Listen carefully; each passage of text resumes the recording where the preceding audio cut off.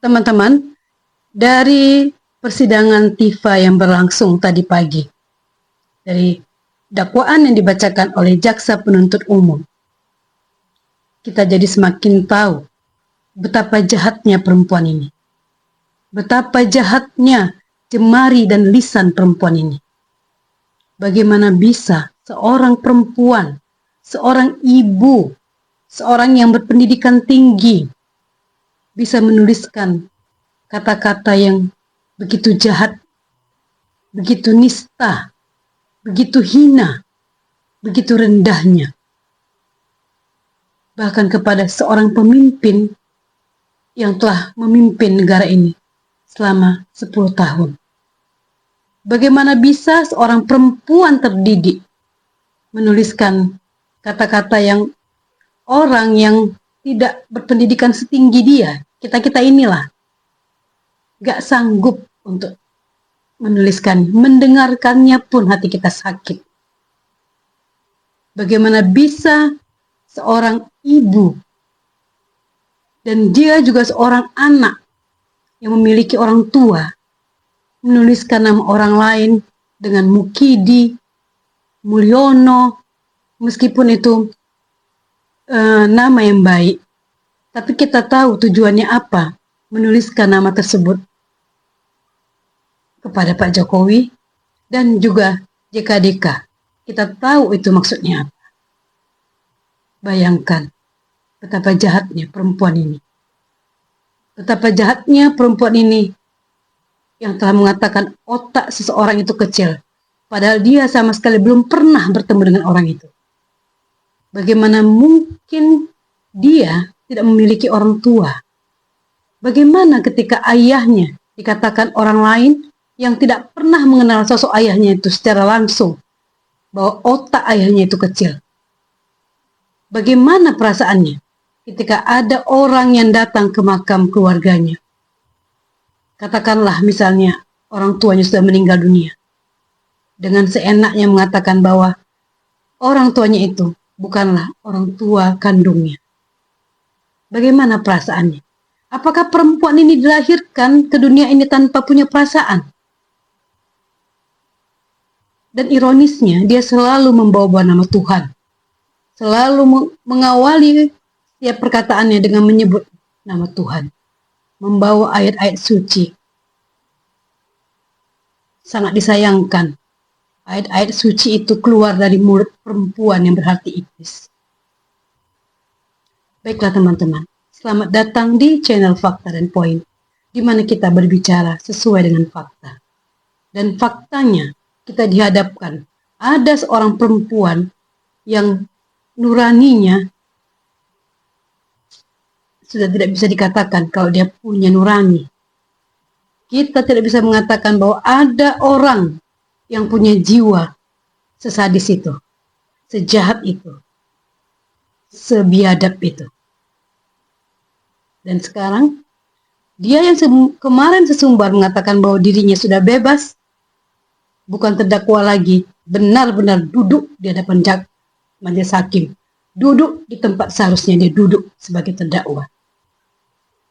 Baiklah teman-teman, kita mulai video ini dengan persidangan perempuan sekian tanggal 7 Oktober 2025 yang pada pokoknya diperoleh kesimpulan bahwa hasil pemeriksaan pembanding terhadap satu lembar barang bukti ijazah Universitas Gadjah Mada Fakultas Kehutanan nomor 1120 atas nama Joko Widodo dengan 14 ijazah pembanding adalah identik dengan dokumen pembanding atau merupakan produk cetak yang sama.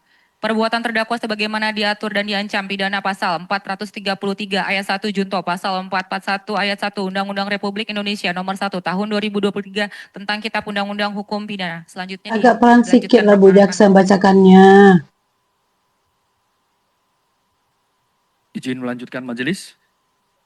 Atau kedua, bahwa terdakwa Tifauziah Tiasuma pada tanggal 26 Maret 2025 sampai dengan tanggal 21 Mei 2025 atau setidak-tidaknya pada bulan Maret 2025 sampai dengan bulan Mei 2025 atau setidak-tidaknya pada waktu lain pada tahun 2025 bertempat di Jalan HR Rasuna Said Kuningan Jakarta Selatan dan di kediaman saksi Insinyur Haji Joko Widodo di Kompleks Lemigas Kelurahan Grogol Utara, Kecamatan Kebayoran Lama, Jakarta Selatan, atau setidak-tidaknya di suatu tempat lain yang masih masuk wilayah hukum Pengadilan Negeri Jakarta Selatan, dan berdasarkan Pasal 166 UU RI nomor 20 tahun 2025 tentang Kitab Undang-Undang Hukum Acara Pidana dan Surat Keputusan Ketua Mahkamah Agung RI nomor 114 garing KMA garing SK Entah apa yang dibaca HK2 ini. titik 2 garing Pura-pura sok baca kau. 6 Romawi garing 2026 tanggal 22 Juni 2026 tentang penunjukan Pengadilan Negeri Jakarta Timur untuk memeriksa dan memutus perkara pidana atas nama terdakwa Dr. KRMT Roy Suryo Noto Diprojo dan kawan-kawan, sehingga Pengadilan Negeri Jakarta Timur berwenang untuk memeriksa dan memutus perkara pidana atas nama terdakwa Dr. KRMT Roy Suryo Noto Diprojo dan kawan-kawan dengan sengaja dan tanpa hak atau melawan hukum melakukan manipulasi penciptaan, perubahan, Jangan penghilangan, pergi lingkaran, pengrusakan tetap ke dia. informasi elektronik Tetap dan pergi atau lingkarannya. dokumen elektronik dengan tujuan agar informasi elektronik dan atau dokumen elektronik Mampus aku kita. Semoga membusuklah kau di penjara atas kejahatan kau, atas segala kelakuan kau yang biadab itu. Inilah ya kebiasaan pengacaranya ini. Memang gak punya adab, sama nih seperti terdakwa nih, sama. Mereka anggap ini pengadilan sama kayak acaranya si Aiman. Acara di mana ketika ada orang yang melecehkan ibu orang lain, bukannya dia tegur. Nanti ketika orang tersebut dilaporkan ke polisi, dia merasa itu nggak mungkin, dia merasa acaranya itu dia akan membackup kan. Dia selalu bilang kalau ada narasumbernya dilaporkan ke polisi, saya akan backup. Tapi kau pilihlah narasumber itu yang mana. Kau juga briefing narasumber kau tuh, jangan sampai membuat blunder, jangan sampai menjadikan acara kau itu untuk menghina orang. Yang ironisnya ya, ketika ibu itu, Bu Mercy itu menghina Ibu Iriana, ketawa si Panci tuh ngakaknya luar biasa. Itulah karena dia nggak pernah jadi orang tua. Nggak tahu deh gimana rasa sakitnya ketika kita dianggap bukan ibu dari anak kita. Dia bilang kita nggak jelas. Si Panci tuh nggak tahu perasaannya gimana. Karena dia nggak pernah merasakan jadi orang tua tuh seperti apa. Makanya ketawanya ngakak. Itulah maha adil Allah. Maha adil Allah telah memberikan hal seperti itu kepada dia. Bukan kepada yang lain nih. Kepada yang lain itu mungkin belum rezeki. Tapi kepada orang ini, itu berkah bagi negara ini. Astagfirullahaladzim. Ini kita lihat bagaimana kelakuan Al-Katiri dan si Taufik. Ya, nanti silakan Pak, diberikan ya yang diminta berita acara. Jadi tidak perlu berdebat di persidangan, ya. Silakan nanti haknya terdakwa untuk melakukan pembelaan diberikan begitu ya. Ya, gitu. Itu kewajibannya memberikan ya. Mohon izin. Jadi nanti kami ingin menyampaikan tidak ada kewajiban kami memberikan barang. Ada Bapak ya. Kalau ada silahkan disampaikan pasal berapa. Terima kasih. Keren, JPU keren. Sudah, Sikat Pak. tuh Kembali pengacara ke Tipa tuh. KUHP ya, sudah tahu. Kalau pelimpahan berkas itu ada kewajibannya. Silakan diberikan untuk kepentingan pembelaan begitu. Ya, gitu ya Pak ya. Nanti koordinasi ya diberikan begitu ya. Gitu ya Pak ya. Jadi kami akan memberikan waktu kepada terdakwa dan tim advokatnya Ngomong apa kumur. untuk menyusun perlawanan atau keberatan ya. Sidang akan ditunda hari Kamis tanggal 17 September 2026 pukul 09.00. Lama Begitu banget ya. Mohon Lama izin banget ya. majelis, mohon izin, mohon untuk diberikan petunjuk majelis terkait dengan permohonan penuntut umum di sidang sebelumnya terkait dengan wajib lapor. Tidak ada izin untuk lapor ya. Siap. Yang ada itu kalau ini kan penahanan, ditahan atau tidak ditahan. Kalau Tahan aja lapor nggak sih? wajib lapor atau apa mungkin dipenyidik dulu begitu ya. Jadi itu sikap yang diambil oleh majelis. Siap, mohon izin Ya, majelis kemudian tidak ada minta dalam petunjuk. Hakimnya Karena mengingat sudah dipanggil di dalam persidangan melalui majelis hakim. lemah hakimnya ini. Mohon petunjuk majelis untuk Gimana surat ya? panggilan. tetap kami sampaikan untuk sidang berikutnya atau tidak, Majelis, mengingat sudah dipanggil di sidang? Sidang berikutnya hari Kamis tanggal 17 September 2026 pukul 09.00. Begitu ya. Siap. Untuk acara keberatan atau perlawanan dari terdakwa dan tim advokatnya. Jadi mungkin ini agak panjang waktunya ya Pak ya. Udahlah, Sekitar tahan 2 minggu aja lah lebih. ini ya. Kebetulan saya cuti. Ya, Oh, saya sudah hakimnya mendapatkan Kok izin udah nggak cuti. datang? Jadi saya masuk di tanggal 14, kita akan tetap bersidang di hari Kamis karena sudah diatur demikian persidangannya, hari persidangannya. Begitu ya? Bisa dimengerti? Bisa. Ada yang mau disampaikan lagi terdakwa dan ini cukup ya? Ayo ngomong. Cukup ya?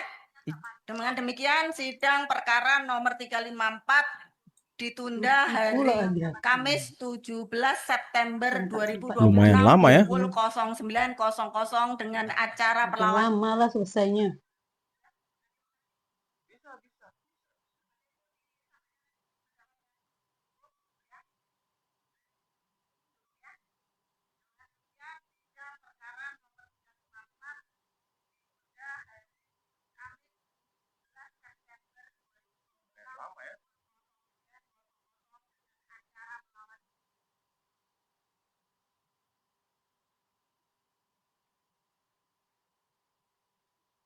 Inilah ya orangnya.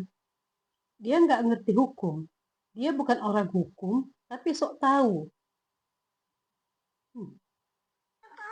Tahu sebenarnya Bang Prof ya, Pak Jokowi ini terima atau enggak nih saya menang gitu kan, menarik ini kan, kita pengen tahu kan. Ayo coba. Kan sudah jelas kemarin sudah ketok palu kan, kepastian hukumnya adalah kasus ini batal demi tapi hukum kan tidak sudah berhenti, Bu selesai. Tifa. Tidak mau- dikatakan Ya, di justru dalam ini. di dalam putusannya kan ini berhenti, nggak gitu. Jadi batal demi hukum tuh artinya jadi apa itu? Tadi kan Apa artinya tuh batal demi hukum? Jaksa penuntut umum sudah melimpahkan kembali dakwaan ke Pengadilan Negeri Jakarta Timur. Hasil persidangan dari terdakwa Dr. Tifa. Ini pun Alkatir ini kuasa nggak ngerti juga ini. Masa nggak dikasih taunya? Bahwa yang batal itu dakwaannya, bukan keseluruhan perkaranya. Dan dakwaan itu kan bisa diperbaiki. Enak kali kau bisa bebas. Kau ini kan masih putusan selah. Nggak diajari kau sama si Alkatir itu. Diajari apa kau sama si Alkatir itu? Ini baru pengacara yang benar nih, pengacara Pak Jokowi. Tapi yang hal yang paling penting adalah kami dan tentunya terutama Pak Jokowi, klien kami sudah tidak sabar ingin perkara ini cepat dituntaskan. Dan bagaimana dapat dituntaskan? Tentunya dengan masuk ke pokok perkara. Pak Jokowi juga sudah berulang kali menanyakan kepada kami kuasa hukumnya, kapan pembuktiannya, kapan saya bisa hadir dan menunjukkan ijazah asli saya kepada majelis hakim dan juga rakyat Indonesia.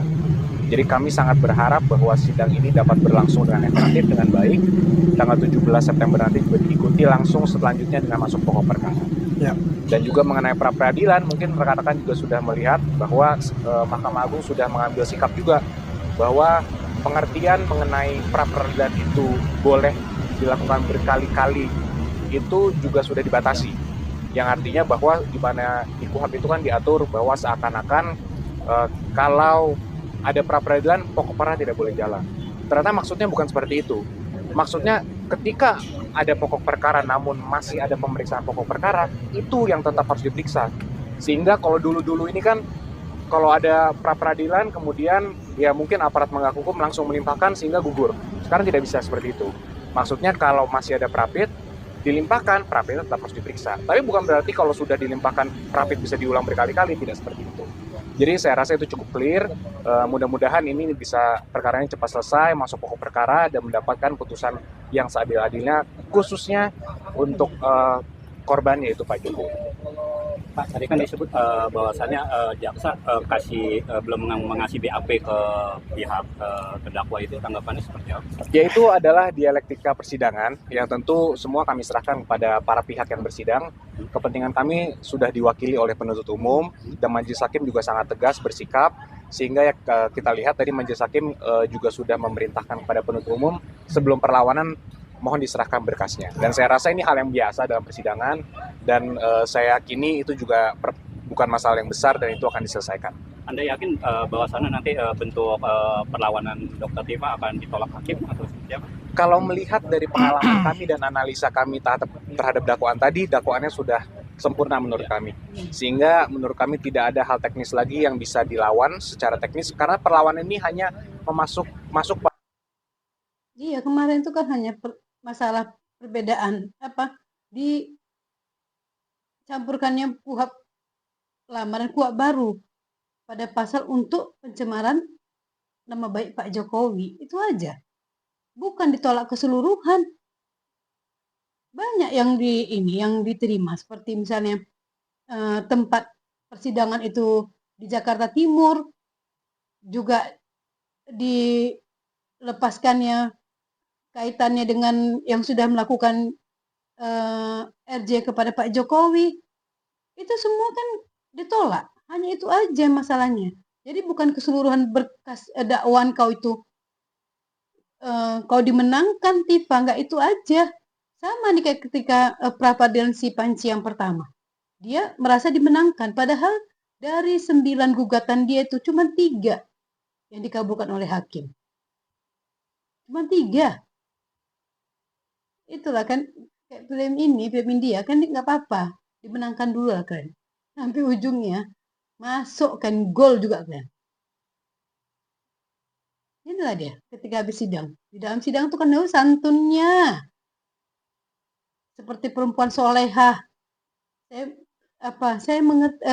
Saya mengerti bahasanya Bu Hakim. Iya, lembutnya. Begitu keluar ularnya.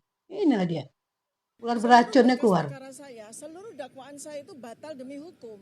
Lalu 4 hari kemudian jaksa meminta penetapan untuk melakukan sesuatu yang tidak ada pada amar putusan itu, yaitu jaksa meminta kesempatan untuk melakukan perbaikan, yang mana itu diatur pada pasal 75 ayat 4 KUHP baru yang tidak ada pada amar putusan. Ya, ini sekali lagi saya harus sampaikan bahwa jaksa telah melakukan ignoratio legis atau pembelotan hukum karena kesempatan yang diberikan kepada jaksa oleh hakim pada amar putusan itu hanya 2, ya, pasal 75 ayat 2 dan 3 dan pasal 206.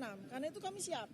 Pasal 206 itu artinya hakim hanya memberi kesempatan jaksa untuk banding ke pengadilan tinggi dan itu kami sudah siap. Berkali-kali kami sampaikan. Namun ternyata yang terjadi 4 hari kemudian pada tanggal 27 Juli 2026 jaksa meminta kesempatan untuk perbaikan. Artinya jaksa meminta untuk melakukan pasal 75 ayat 4 perbaikan yang itu tidak ada pada amar putusan, ya. Tetapi kemudian 1 hari kemudian hakim memberikan kesempatan tersebut dalam bentuk penetapan sidang pokok perkara pada tanggal 6 Agustus 2026 yang kemudian waktu itu dibatalkan.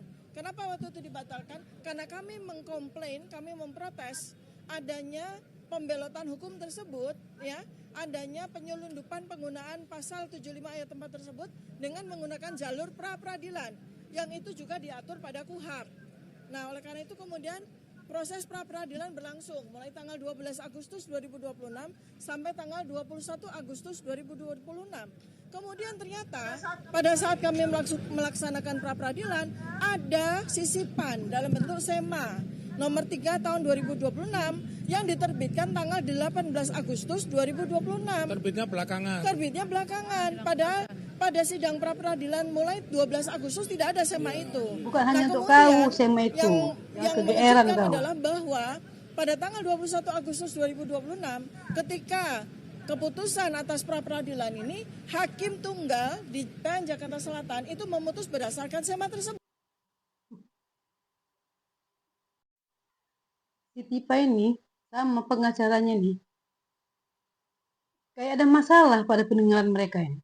Udah jelas majelis hakim, ketua majelis hakim memerintahkan atau memberikan amar kepada jaksa penuntut umum kalau jaksa penuntut umum boleh melakukan perlawanan dengan mengajukan banding atau memperbaiki dakwaan mereka. Padahal dia duduk di depan majelis hakim, gak digunakannya pendengaran dengan baik. Katanya dokter. Masa dia nggak tahu ada masalah sama kupingnya nih? Kau dengar dulu Tifa nih, apa ini kata majelis hakim ini? Kau bilang berkali-kali, kau bilang nggak ada nih masalah perbaikan. Kalau melawan kami bisa, kami siap kami melawan. Siap apa kau? Kau udah bergetar terus suara kau? Lihat, mengenai hal-hal lainnya, ya boleh-boleh aja. Di Tapi dalam tidak surat ada. ketetapan, maaf Bang, Prof. Di dalam surat ketetapan hakim tuh nggak ada pakai Nggak lucu kau Tifa. Nggak ada ayat. nggak ada ayat 4 loh. Nggak ada ayat 4. Kau dengar ini? Loh. Menggunakan pasal 75 ayat 4 KUHP. Menggunakan pasal 75 ayat 4 KUHP. Demikian terdakwa ya. Telah selesai pembacaan putusan, dengan demikian sidang selesai dan Ini ditutup. lagi kau dengar, kau Pada penuntut pasang umum kuping kau bisa depan. Kau menggunakan dengar ini? ketentuan pasal 206 ayat 4 untuk melakukan perlawanan atau akan menggunakan pasal 75 ayat 4 KUHP. Demikian terdakwa ya.